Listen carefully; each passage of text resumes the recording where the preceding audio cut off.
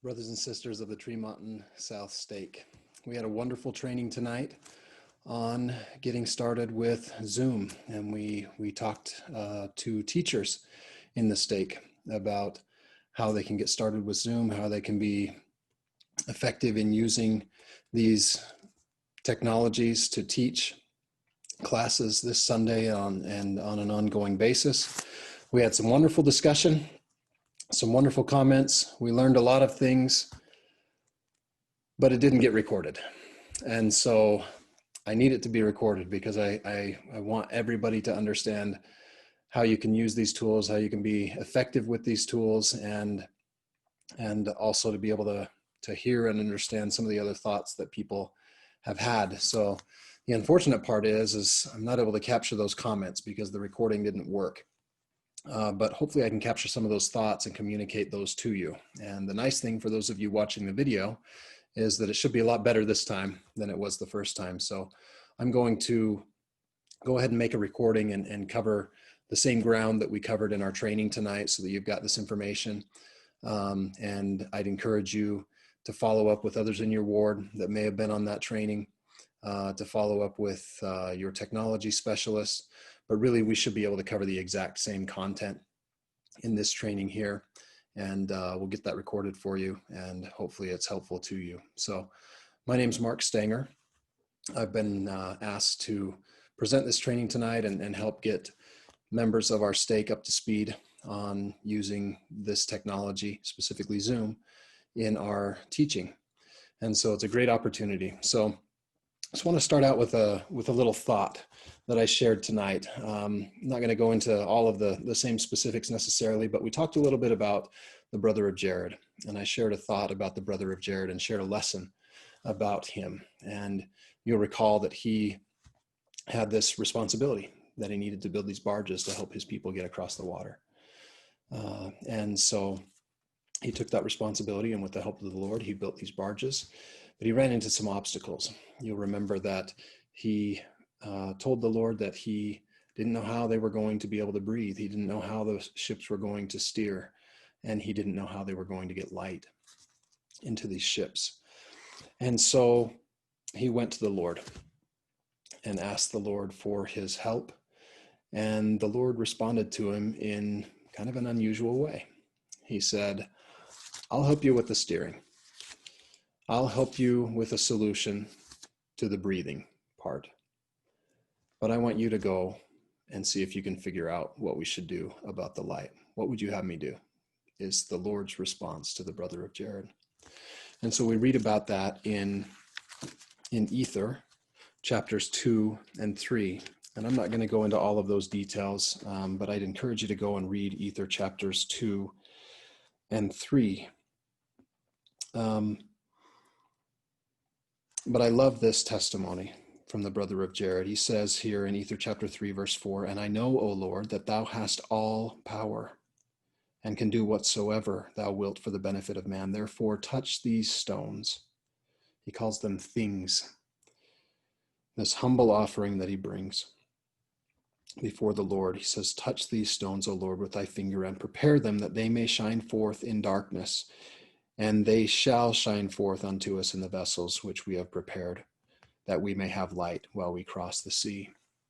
And so we know from this experience what happened.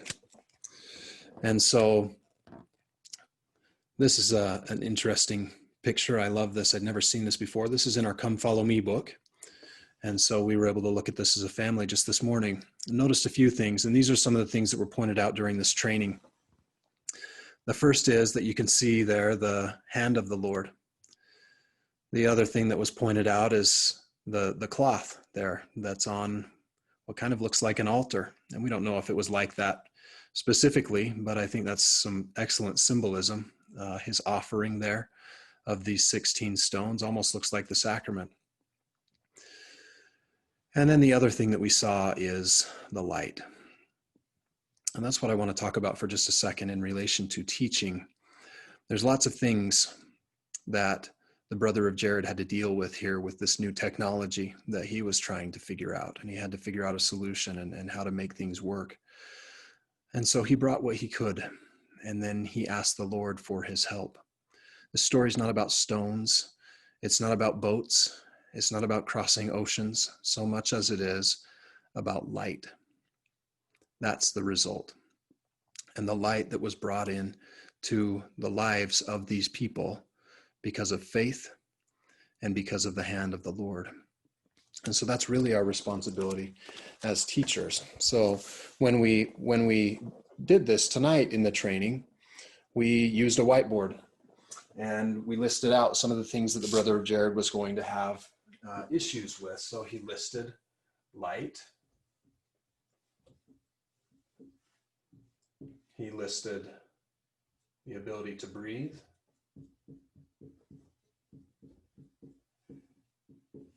And he listed the ability to steer as issues. And so you can see those things there. And so we had a discussion about these things. We asked questions. The reason that I bring this up is one, it's a wonderful story.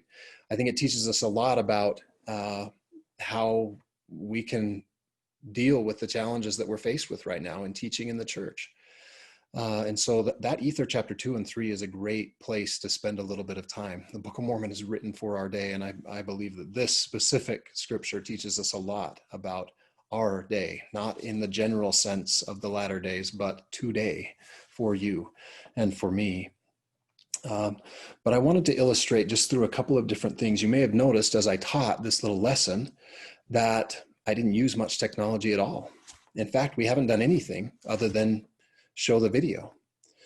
And so certainly if I had a class, I would want to ask for their comments. I would want to have them unmute and speak. But we could do still a lot of effective teaching with very little technology intervention.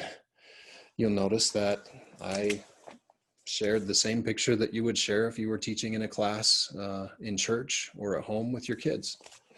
We use this whiteboard in our Come Follow Me lessons every single day. And I have just a regular old copy of the scriptures. So I think the biggest thing that I hope that people will recognize about this new method of teaching is that it doesn't have to be a new method of teaching. Sure, there's a few different things that we'll do and a new technology that we're going to use in Zoom to be able to communicate. Sure, there's going to be a little, some hiccups here or there, but effective teaching is still effective teaching. You ask effective questions, you use effective teaching techniques, you get into the scriptures, and it's all still available. And so don't worry so much about the technology that you forget that you're still teaching. You're still an effective teacher. It's not about all these things. It's not about all the technology. It's not about the rocks. It's not about the boats. It's about bringing light into people's lives. And you can share the scriptures and you can bear your testimony and you can relate it to the lives of your students, and those things will always be effective. So having said that, let's talk about how we can use Zoom, if we choose, to use some of these different capabilities in Zoom to be able to teach. So there are some tools within Zoom that you can use. So what I'm going to do here, you're not able to see this on my screen right now, but I'm going to share my screen so that you will be able to see this. And I'll show you what I'm doing here in just a second. So I'm sharing my whole screen, so you should be able to see not only the video that you saw before, but now you should be able to see the different controls on the screen. And so we'll walk through some of those things as we go. I'm going to move this and just get it out of the way just a little bit. Probably, maybe I'll put it right up here. Might work a little bit better.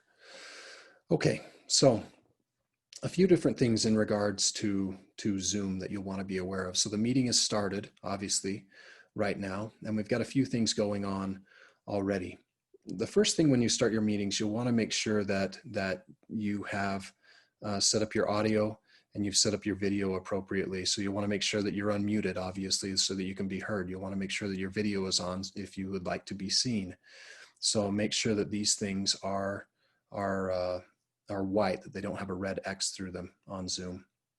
And they may by default be turned off. You can go into your audio settings and you can configure some things here, so you can select the appropriate microphone. You may have multiple microphones, so I suggest you test this in advance. You can select the speakers that you will be using. This is a little bit less important, and this one will be evident but as you're using it, but this is not going to impact your students at all in your classroom. It will be just for you. You can actually test that speaker and microphone here if you would like. So I'm going to go ahead and do that. Testing the speakers, it'll do a ringtone. You can select the speakers that you want to use. So I hear the ringtone there the way that I want to. And now we can see with my microphone, we're going to get a little bit of probably reverberation and echo here, but you can select the different microphones. So it actually listens to what you're saying and then it repeats it. So you can see if the microphone is the right microphone that you want.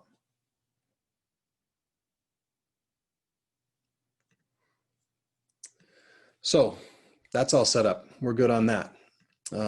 You might also have multiple cameras potentially, probably not, but you can do the same thing with your camera and you can test your video settings and go into those things here as well if you choose. The next thing that you'll want to start thinking about once you've got these things set up for yourself is what do you do for your students? And so there are a few different security settings that you'll want to pay attention to here under this security option. The first is the ability to lock a meeting. You probably won't use this, but what this does is it makes it so that no one else can join your meeting. So again, that probably isn't going to get used very often, but you'll want to know at least what that option does. The next thing that you'll want to pay attention to is whether or not participants can share their screen. So in sacrament meeting, for instance, we don't want anyone else to share their screen. And so we're actually going to uncheck this box here so that participants can't share their screen. You may want your students to be able to share their screen so they can share scriptures or other things that they have. And so you can enable this so that they can do that screen sharing.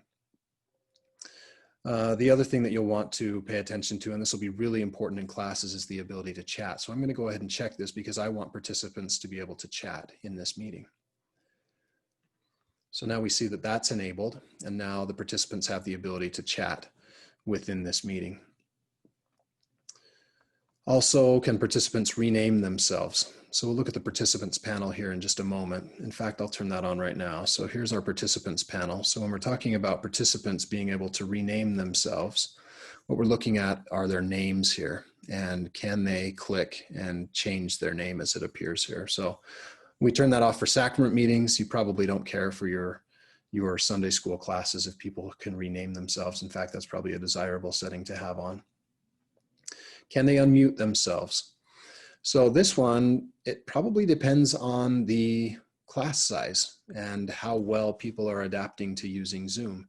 If you've got a very large class size like tonight, you may want to disallow people from unmuting themselves, and you control that as you go through to unmute people from the participants panel. If you've got a smaller class and people have a pretty good grip on Zoom and you're not dealing with audio issues all the time, maybe you just disable this and allow people to control whether they unmute themselves or not.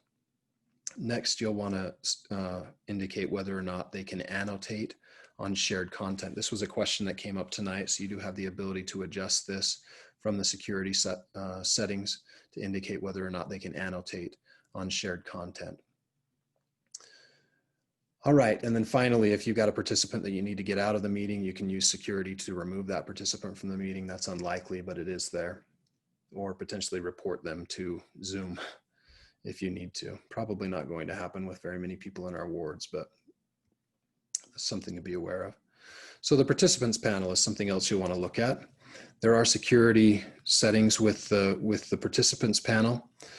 You can see those settings by going to more here, and you'll see some of the same things here. Play a sound when someone joins or leaves. This may be desirable, so you know when someone shows up and you can admit them to the meeting. This might be desirable for your class, but recognize it's going to play that sound, and so it might be disruptive. Allow participants to unmute themselves, mute participants on entry, allow participants to rename themselves. We've talked about all of those things. The other thing that is helpful here is potentially asking everyone to unmute all at once. So Pay attention to this one. Again, it's down here on more. Ask all to unmute. And so you might have everybody muted, but it's kind of nice to be able to turn that off for everybody if you want feedback from everybody. Just be prepared for the inevitable confusion that happens when everybody tries to talk over each other. So sound is something you want to be really, really careful about. So all of those options are available from the participants panel. Now you notice something else here from the participants panel, that we've got a couple of people in a waiting room. So I'm going to move this down here so we can see. So these people in the waiting room are waiting because that's how we've configured the system. So if you're using one of the ward accounts, the paid ward account, then you will have a waiting room enabled by default because we're using that for sacrament meeting, and so we need it there. And so that's not an option that you can change. If you're using a personal account or something for the youth or something else, then you will have the ability to control whether or not you use a waiting room. The nice thing about this is if you've got people that are being malicious or that are trying to jump in on your meeting because they got the link somehow, then you can control whether they get in.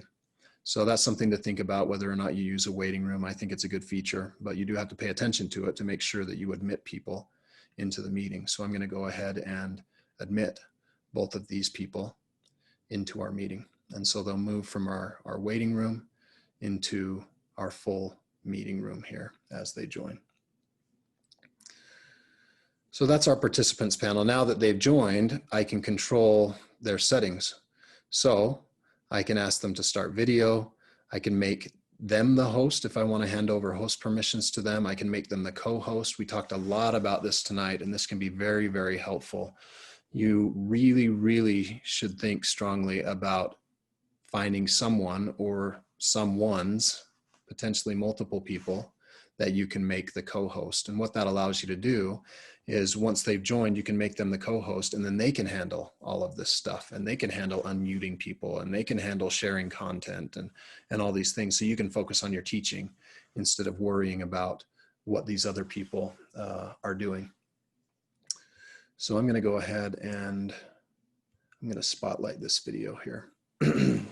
So spotlighting is where you have multiple people coming on, and you notice that because I allowed those other people in, that it was kind of taking over the video screen. And so I want to make sure that my video on this meeting anyway is front and center, so I can click on that video that I want, as long as I've got more than 3 people that are attending, and I can spotlight that video, or I can cancel that spotlight if I decide to do that as well. Okay, so that's the participants panel. Let's look and see what other options we've got. We can rename them if we want to rename them. We can put them back in the waiting room. We can remove them or report from here as well. You also have the ability to chat. So we're going to talk about chat in just a second. I want to talk about some of these other communication options down here. You'll see down here at the bottom that you have the ability for users to provide different feedback. One of the ones that we're not seeing here, because I am the host, that you will see if you are an attendee, is one that'll show up right here on your computer, similar on mobile devices, but that is to raise a hand. And so this is a great way to get people to provide feedback if you don't want to have audio on for everybody, and if that's going to be an issue, especially in a big class. You can just ask people to raise their hand. And it's a good idea to get people to practice this before you ever start your meeting so that they know how to do that. Go ahead and raise your hand, and you can kind of see who's got a grip on that before you ever get started. Get people used to raising their hands, and that helps to be able to facilitate interaction without having the audio issues from having everybody unmuted all the time. So that raise your hand will be here. You can also do simple yes or no questions and have people answer yes or no. You can have people clap or do thumbs up or thumbs down based on different things. So there's ways to get interaction from people in your class without necessarily having that be verbal. Now, that's not always as effective, and so use that wisely, but we just want to make sure that you're aware that these tools are here. If someone does use one of these things, you'll notice that it'll show up here in the participants panel, and that's how you'll see those things, whether somebody's raising their hand or they are. You'll notice here that this is updating, so I'm clapping now. And so those will be up there. If you want to clear those out, then you can just clear those out. So once you've taken care of a set of questions or whatever, then you can clear that, and then everybody will lower their hands, and then you're ready to ask the next question. Okay, so that takes care of the participants panel. Let's talk about the other form of interaction that you're going to want to make sure you have an understanding of, and that is chat. So to get to chat, you open up the chat panel here, and then in the chat panel, people can chat with each other. You have some controls here for chat. This is something you'll want to pay attention to. So participants have the ability to chat with no one, so you can turn it off completely. They can chat with just the host. They can chat with everyone publicly, or they can chat with everyone publicly and privately. My suggestion for this would be for your classes to set this to participants can chat with everyone publicly. And then you don't have the private conversations that are going on with everyone. So every piece of that chat will be a public conversation. So that's the chat panel. So those are the main forms of communication. There's one other that you might want to be aware of here, and that's this reactions pane here. So with reactions, pretty simple, but these are things that anybody can put in at any time, and they will show up in the top left corner of your screen here. And they will show up for, well, they'll show up on your shared screen for that reaction. So that's another thing you'll want to pay attention to, or that you could potentially use. So those are the participation options. So I'm going to go ahead and close the chat, and I'm going to go ahead and close my participants pane as well. And now we're going to talk about a few other options. Actually, there's one more for participation that we didn't cover tonight that might be useful to you, and this is polling. So with polling, if this is turned on for my meeting, I can click here, and I can configure polls, and you can do that by clicking edit, and that will take you, if you are the Zoom host, so this would need to be set up by someone who has access to this Zoom account. So your technology specialist would be able to help you to set this up if you wanted to do this. You notice that it asks you to sign in, and so this is tied to the account that you are using to host the Zoom call. But you can get this set up using your technology specialist, or if you're using your own account, you can set this up as well. And so you can actually do a poll, and you can create polls in this back end interface. I'll go ahead and log in here so you can see how that's done.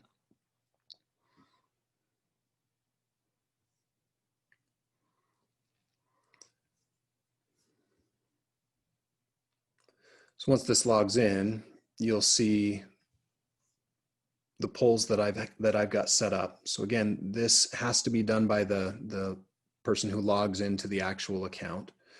So for your adult meetings, your Relief Society and Priesthood and Sunday School, this will need to be done probably by your technology specialist if you want to do this. And it looks like it went to a different spot. So I'm just going to click edit, and I'll force it to go to the right spot now that I'm logged in. Oh, here we go. Here's polls. So you can see I've got these polls set up. I'm going to move this here out of the way, and we can click edit to edit the poll. And then we can go into each of these questions and adjust them. We can remove them. We can move them around. We can add additional questions, and we can have single choice or multiple choice. So pretty simple little polls here, but you can do those. Once you've got your poll set up, then you can click launch poll. And once you launch your poll, what we're not seeing here is on all of the participant screens, they have the ability now to go ahead and participate in that poll. So they can click on these. I can't do it because I'm the one that's hosting the poll. But then once they do that, then they will have the ability to submit, and we should see those results coming in.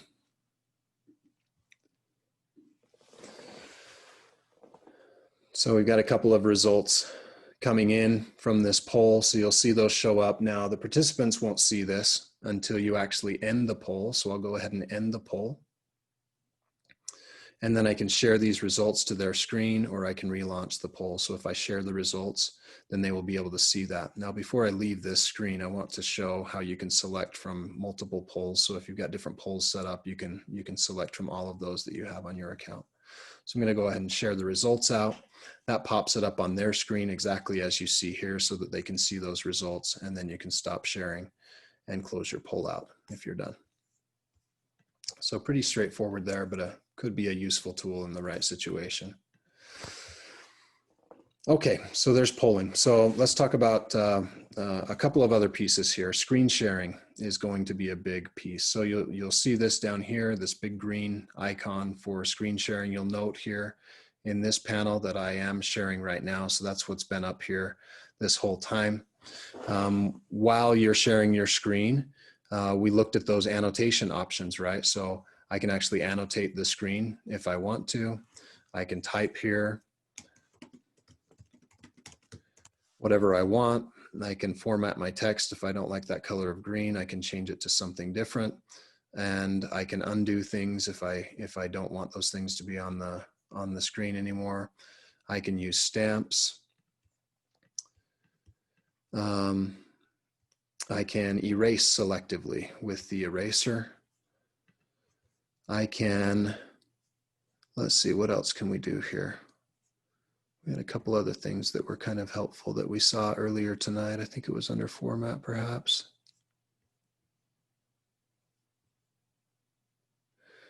Yeah, I think those were the options, but there are some good options here that you might consider that might be helpful to you in this annotations section. And we'll show another place where this comes into play. You can actually have a whiteboard that you share as well. So that's your annotation screen. So I'm going to just hit select and then close that out.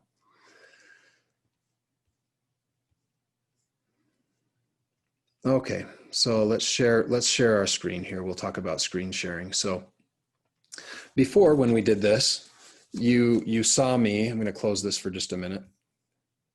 You saw me pull up my scriptures, right? You saw me pull up a picture. You saw me use a whiteboard. And these are all common things that we would have in our classes. You might share a video or music or something else. You can do all these things through sharing on Zoom as well. So I want to show you how to do this. So we're going to go to share screen. And one thing that you want to pay attention to when you're sharing your screen is that you share computer sound, and that will share out the sound if you're playing a video or playing music over your computer. And you also want to make sure that you optimize the screen share for video clips. So you want to check both of those things before you share. And then you've got a few different options. So you've got all the windows that are open on your computer that will be shown here. If you're on a tablet or on a mobile device, then you'll have a little bit different sharing menu, but you can still do most of the same things here in a little bit different way. So let's say I want to share my scriptures. Well, we happen to have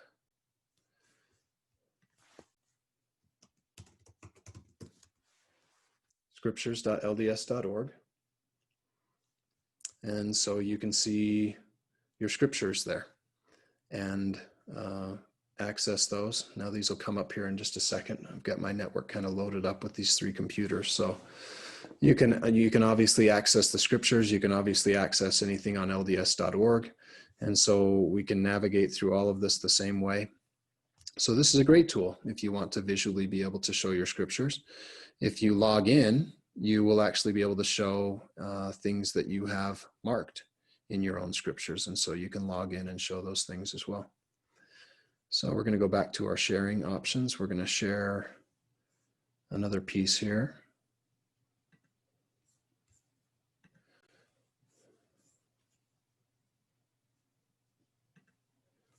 Okay, so pictures, or actually this is a video. So we've got this video of the brother of Jared. I checked those options so that we optimized for video. I'm going to go ahead and play this video for just a second so you can see how that would work.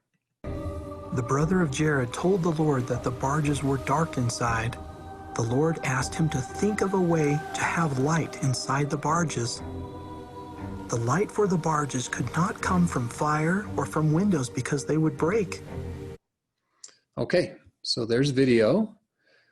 Let's do one more share, and we're going to share an image. And so this is just an image that I downloaded and I've opened on my computer. And so it's really easy to zoom into this. You can have them focus on different parts and ask them questions about what's going on. Your annotation capabilities are still here. So if I wanted to highlight certain parts of this or do text or whatever else, you can do all those things with your annotation tools as well at any time. So let's go and see one more sharing. So I'm going to stop my share so that you can actually see what this is doing, or actually I'm going to share the entire desktop so you can see the controls again. So we've been going every single time into the share screen option. So I'm going to click share screen again. You see the options here. And so we've done our video, or our picture, our video, our web browser for scriptures. Obviously you could just do your entire screen and get to all these things as well. Really easy to just do that. If you just want to share your entire screen, it might even make it easier just to rotate through all of these. So let's go back to share screen and let's do whiteboard. So whiteboard is one that we haven't done yet. So again, I used a whiteboard behind me. You might use a chalkboard or a whiteboard in your class generally. And this works great as long as the video can see it. One thing that we didn't point out is that Zoom does something where it mirrors the video. So it actually flips the video. So it might look like it's backwards for you. In fact, I think I might have mine mirrored right now. So it looks correct for me, but it might be backwards for you. In any case, actually I can see that. So it looks backwards for me right now as the host. So it might be a little bit disconcerting to look at something like this and you'll see it backwards and you think you need to adjust something. It's mirroring it so it looks correct for your audience. So if you're doing it correctly, everything should look backwards in your own video when it comes to writing and things like that. Okay, let's get back to sharing our screen. So last screen sharing that I want to show you here is whiteboard. So whiteboard is basically annotations, but it's a specific whiteboard that you can set up and you can kind of keep your annotations all here. So I might use the whiteboard to ask my question, right? So what did the brother of Jared have a problem with? That's not a great question probably, but you can type that out, right? And then participants could actually come in and they can annotate on the whiteboard. So they might come in and write their idea. He didn't have light, right? Or you might ask them to stamp something or maybe try and draw a picture of something, right? And so the barge had a problem or whatever it was, right? So they can use these annotation tools to basically come up to the board and participate in your class, and the entire class can do that. And that might be a good way to facilitate different things in your teaching. So go ahead and close out of this and we'll go back to sharing our entire desktop once again. The nice thing about that whiteboard is that it actually will stay there. And so if you go back into the whiteboard, it'll all be there again. So pretty useful tool. One last thing that I want to show you here is the ability to do what's called breakout rooms. So breakout rooms basically simulates the scenario where you might say to people, I want you to turn to your neighbor and discuss such and such, right? Or whatever that scenario is. We do that a lot in classroom environments. So breakout rooms basically give you the ability to do that. So you can assign your participants. Now I've only got a couple participants here, right? But I can assign them manually if I want, or I can assign them automatically into rooms, and I can control the number of rooms, however many rooms I want.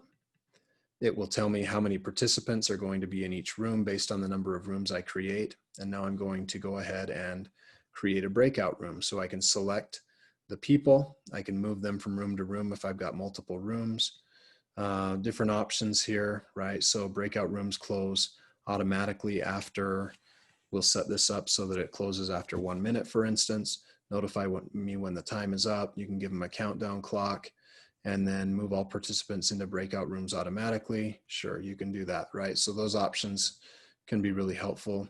You can recreate rooms if you need to do something different here. You can add a room, and then you go ahead and open all rooms, and then that will start to send people into their breakout rooms. So I'm going to go ahead and open those rooms.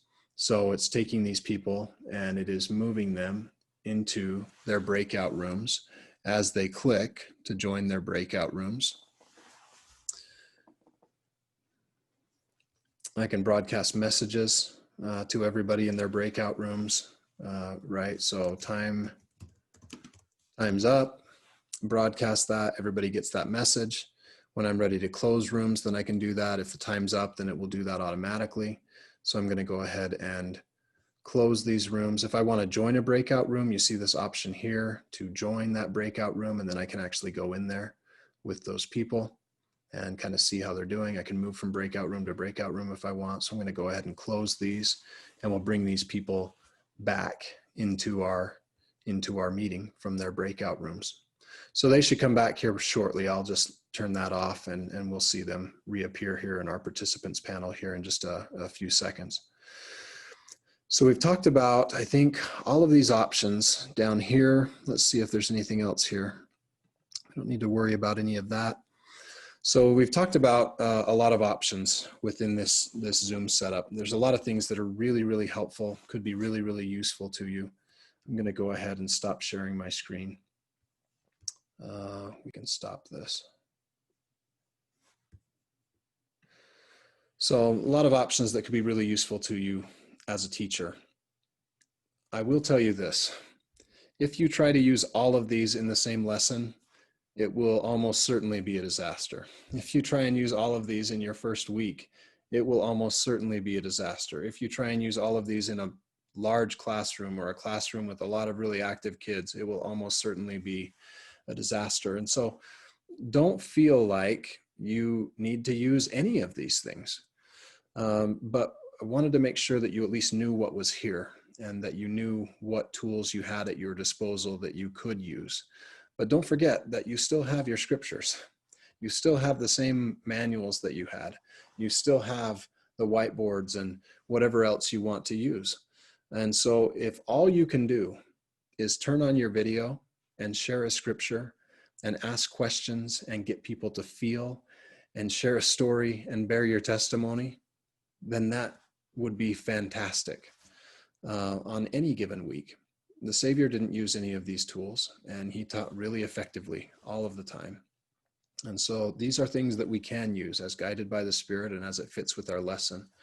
But be very, very careful about how you choose to implement these things. But I know that as you are prayerful about that and thoughtful about how you plan your lessons, that the Lord will guide you in what you're doing. He wants us to bring light into the lives of those that we teach. We do that as we turn to him, as we share our testimonies, as we exercise faith, and as we use the tools that he's given to us.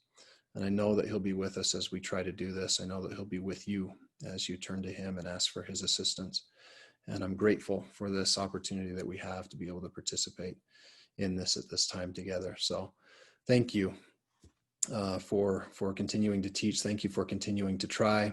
We're going to have some challenges, I'm sure, this Sunday, and we'll continue to have those. So be patient with yourselves. Be patient with those around you that are struggling with some of the same things. And I'm confident that the Lord will help us to learn and grow through these experiences the same way that he always does, according to our faith and according to our diligence. And I leave this with you in the name of Jesus Christ. Amen.